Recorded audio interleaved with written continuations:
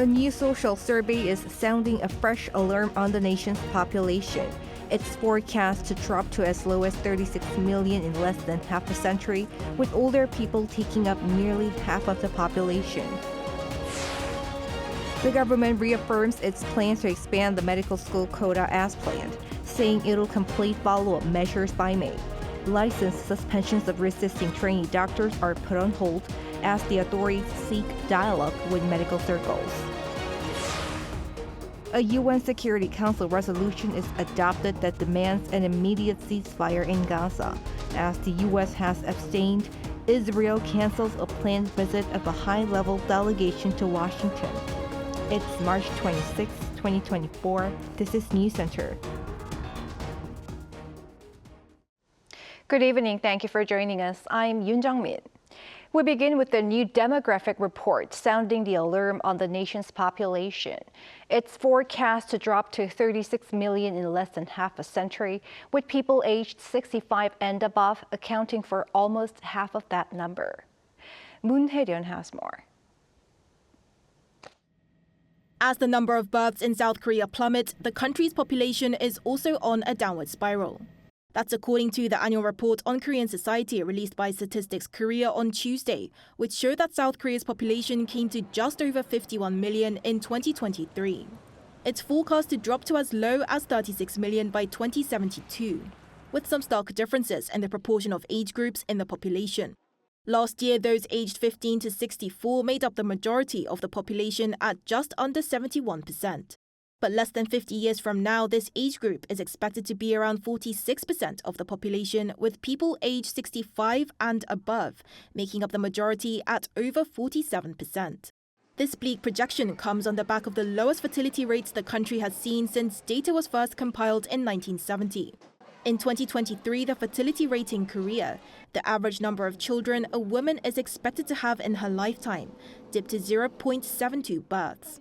The total number of births recorded came to around 230,000, and this is less than a half of the total tallied in 2012. This figure has seen a consistent decline since the 2000s, considering in 2000 around 640,000 babies were born. This fell to the 400,000 range from 2002 to 2016, picking up pace and falling to the 300,000 range between 2017 and 2019.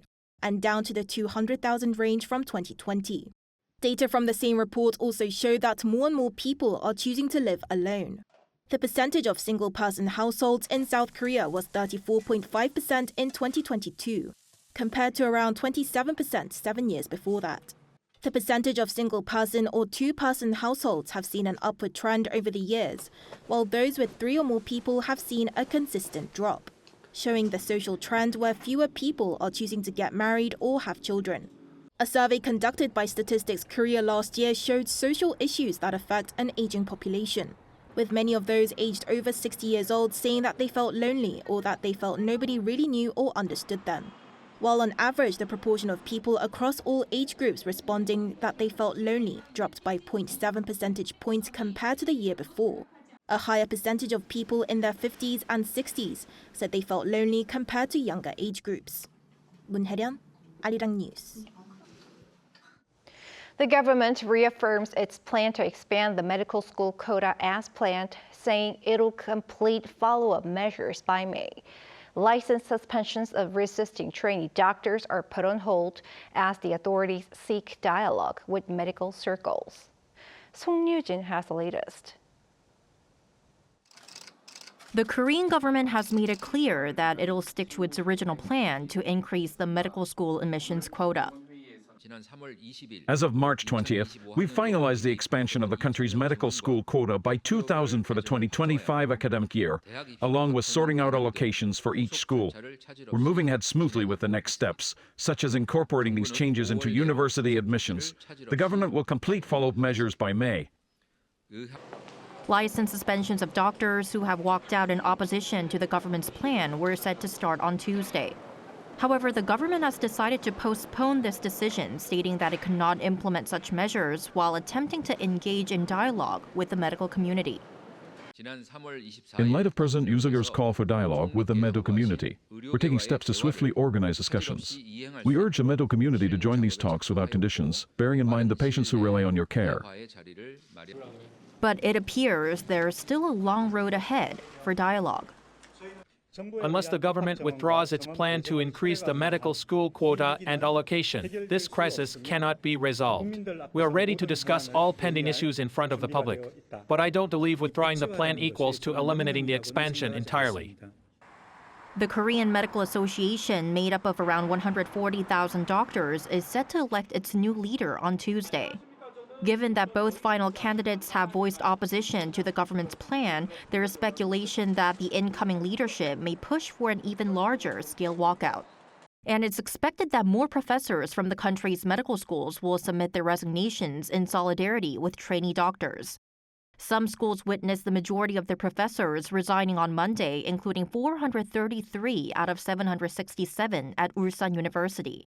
To minimize disruption to patient care, the government says it will deploy an additional 1,900 physician-assisted nurses alongside the current 5,000 deployed. 송유진, Arirang News. Amid government belt-tightening, more of next year's budget will be used for R&D, centered on AI and other advanced technologies. This departure from an earlier stance was unveiled at today's cabinet meeting. Also, spending will be increased to boost the birth rate and medical services. Lee Soo-jin explains. South Korea's national budget for next year will focus on bolstering research and development, battling the country's chronically low birth rate, and expanding medical services. The guidelines for government spending in 2025 were confirmed at a cabinet meeting on Tuesday. 특히 AI, 첨단 바이오, 양자 등 3대 게임 체인저인 국가 미래 전략 기술에 대한 R&D 투자를 확대할 것입니다. 이러한 투자 확대와 함께 도전적이고 혁신적인 R&D에 대한 예타를 면제하고 연구 장비를 적시에 도입할 수 있도록 시스템 개혁을 추진할 것입니다. The decision to increase the R&D budget for next year is a shift from it being targeted for budget cuts in this year's budget, which drew a backlash from the scientific community. But despite the move towards increasing R&D spending, the total budget is expected to be raised by only 4.2% compared to this year, in line with the government's focus on maintaining sound fiscal policies. This will amount to around 680 trillion won or $507 billion. The Finance Ministry announced that next year's R&D budget will have a greater focus on increasing investment in young researchers and advanced equipment, as well as expanding collaboration with international research institutions such as NASA. The ministry also plans to provide tax exemptions and reductions to further upgrade R&D. Another area the government will boost spending on will be efforts to bolster the country's lackluster birth rate. To do so, it plans to focus on improving the work-life balance, making childcare services more readily available, and providing housing support for young people who get married or have children. This comes as the nation's birth rate plunged to a record low of 0.65 in the fourth quarter of 2023, falling into the 0.6 range for the first time. In addition, the budget will include measures to increase investment in the healthcare system, an area that's facing growing instability amid a large-scale walkout by doctors. The government aims to increase access to medical services in essential fields such as critical care and pediatrics, especially in rural areas. It will also direct its budget towards boosting R&D in the medical field as well as expansion of the medical school admissions quota. Lee Soo-jin, Arirang News.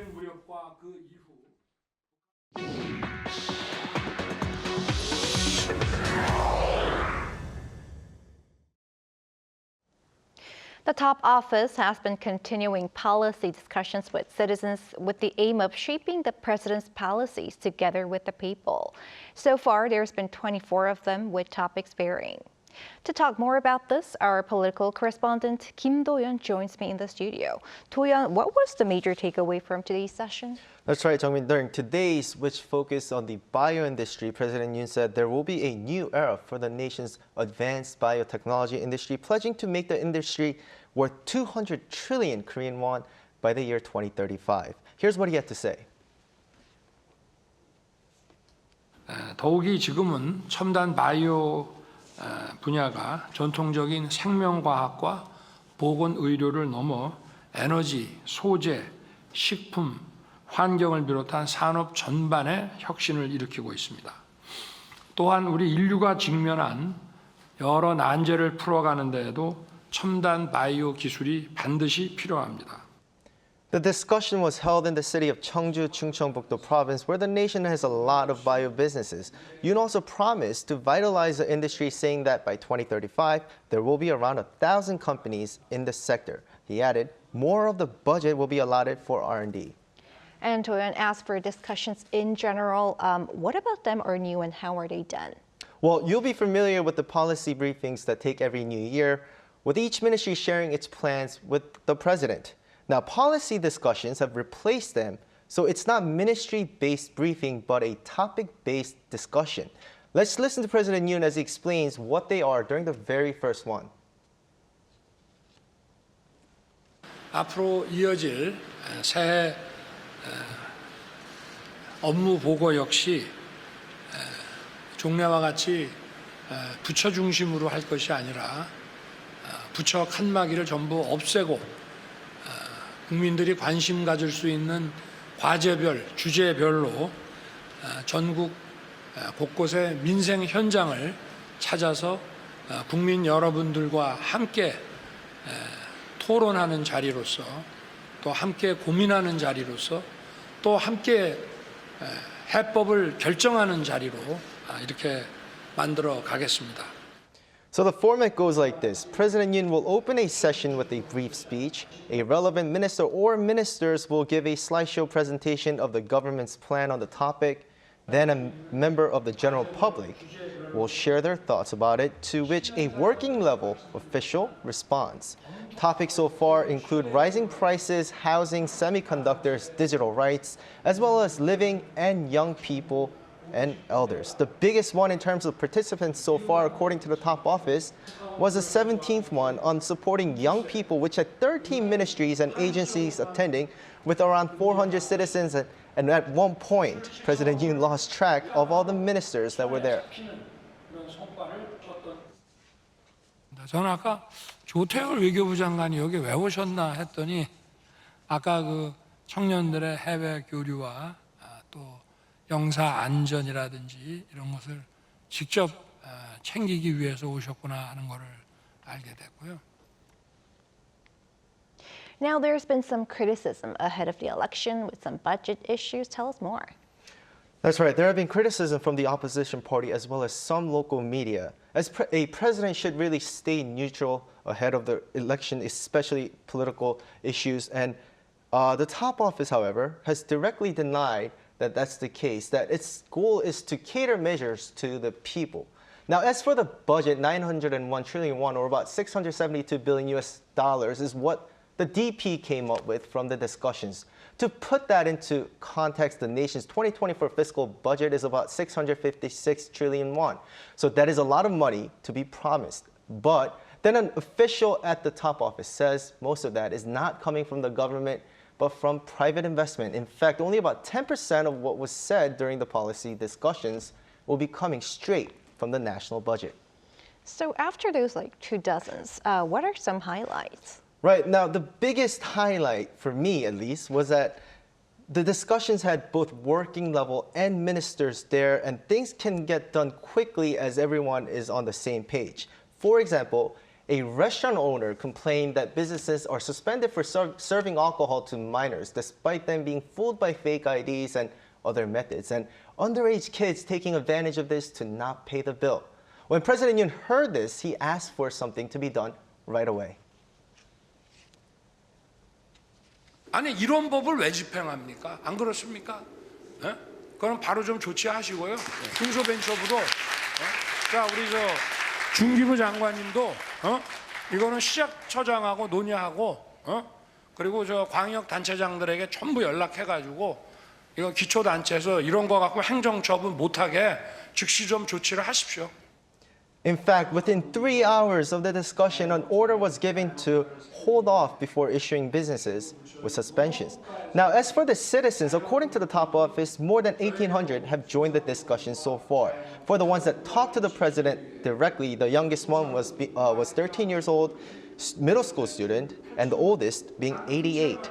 What they have to say to the president has varied, from a famous YouTuber asking President Yoon to tackle the Korea discount in the nation's stock market to the middle school student asking for educational programs. Who wants to invest in companies that don't make decisions for the investors? I hope to take this opportunity to plead to you to fundamentally fix the Korea discount issue through policies and laws. I hope that with Busan becoming a special education district, just like my math and English camp, there are more opportunities to learn from local colleges. For now, the policy discussions will be paused with the national election in just 2 weeks, but the top office said they'll continue throughout the year to cover more ground and more people. All right. Thank you for your report today, Toya. Thank you.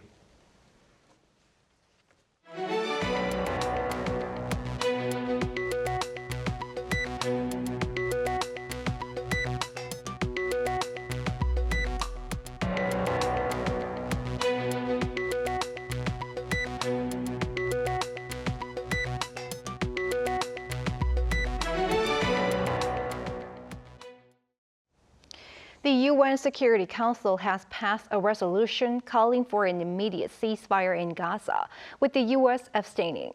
With this, the rift between the U.S. and Israel looks to be deepening. Shin Se-byuk explains. The United Nations Security Council on Monday adopted a resolution demanding an immediate ceasefire between Israel and the Palestinian militant group Hamas.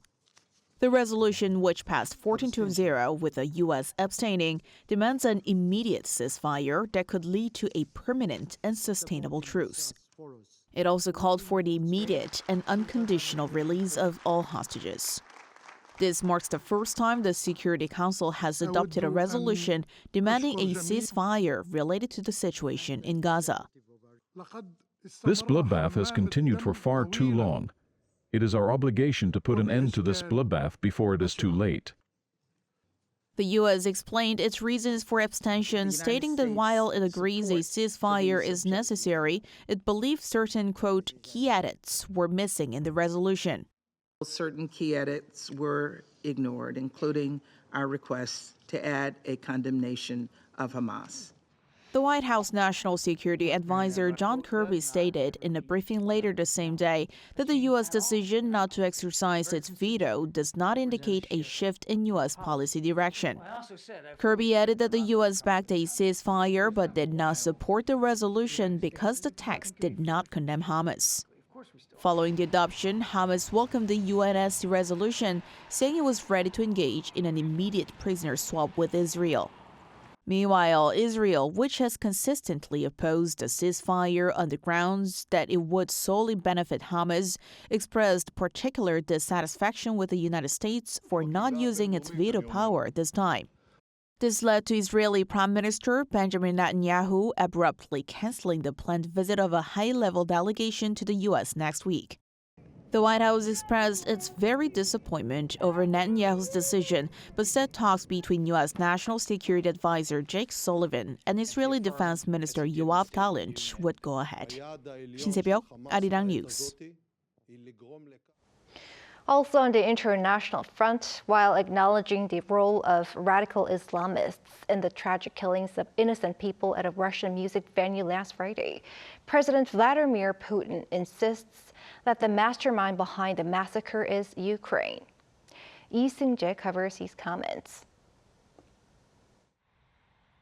For the first time since the deadly terror attack at the Crocus City Hall near Moscow, Russian President Vladimir Putin acknowledged that radical Islamists were behind the attack that killed at least 139 people, including 3 children. We know that the crime was committed by the hands of radical Islamists, followers of an ideology that the Islamic world itself has been fighting against for centuries. However, despite ISIS releasing a 90-second video claiming responsibility for the deadly terror attack, Putin insisted that Ukraine was ultimately behind the attack. And immediately a question arises, who benefits from this? This atrocity may just be a link in a whole series of attempts by those who have been at war with our country since 2014 by the hands of the neo-Nazi Kyiv regime. And the Nazis, as is well known, have never hesitated to use the dirtiest and most inhumane means to achieve their goals. Washington once again refuted the accusation, calling it a propaganda campaign by the Kremlin, emphasizing that the Islamic State alone carried out the attack and had no connection with Ukraine. France also contradicted Putin, saying that their intelligence indicate radical Islamists were behind the attack and not Ukraine. Meanwhile, at a counterterrorism meeting chaired by Putin, the head of the committee investigating Friday's terror attack said it was carefully planned and prepared. It also said that all 4 key suspects, all of whom were Tajikistan nationals, pleaded guilty in court and testified in detail about the instructions given to them before carrying out the deadly attack. It's been reported that 3 more men from Tajikistan have been detained on suspicion of helping prepare the terrorist attack. Lee Seung-jae, Arirang News. The new university semester is a month old here in South Korea, and many students are facing high food costs caused by inflation. Park Go-nu went out to find out how they are dealing the issue. At 8 a.m. in a cafeteria inside a university located in Seoul, many students start lining up to have their breakfast. The meal here is only 1,000 won. I come here pretty much every day of the week. This meal, which costs only 75 cents under a governmental project, so that students can get a healthy breakfast at a reasonable price, is one way university students in South Korea are lowering food expenses at a time of high prices. But as the only meal available under this program is breakfast, and as data from Statistics Korea showed that dining out prices rose 3.8% on year in February, marking 33 straight months of increases, students are figuring out other ways to cope. Convenience stores are another option for university students who want a cheap meal.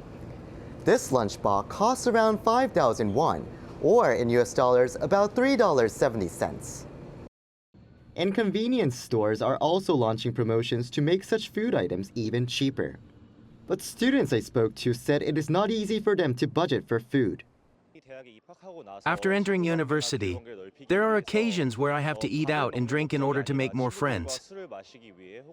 Freshmen are spending more due to social gatherings where they can make new friends.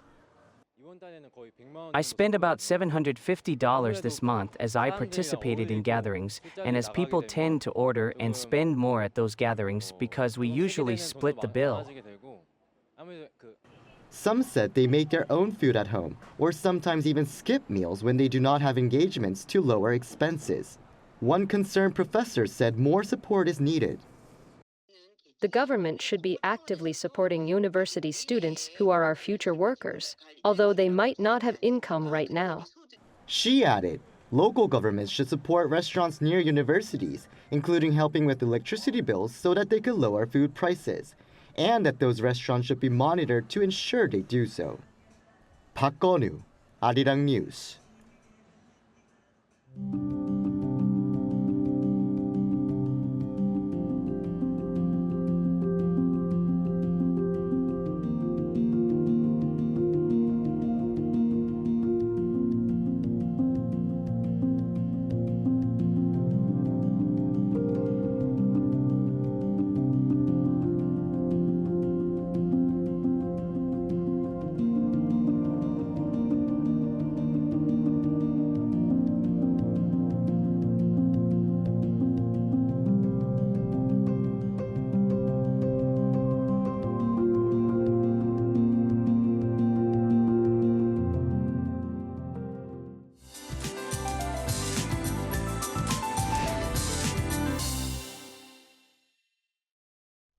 The rain has stopped, but cloudy skies continue.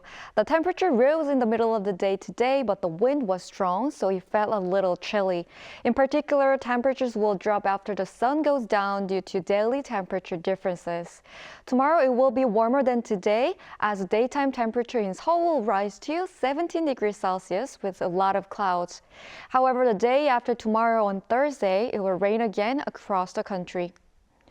While a strong wind warning has been issued on east coast areas of Gyeongsang-do provinces and Jeju Island, the waves will be high until tomorrow. Special attention should be paid to safety accidents, such as by refraining from approaching the coast. A chilly morning will still be seen tomorrow. Daejeon and Daegu 4 degrees, Gyeongju and Chuncheon 0 degrees. You'll be able to feel the spring energy during the daytime tomorrow. Highs will move up to 18 in Daejeon, Gwangju, and Gyeongju. The sky is expected to be clear with spring weather from the second half of the week. That's all for Korea. Here are the weather conditions around the world.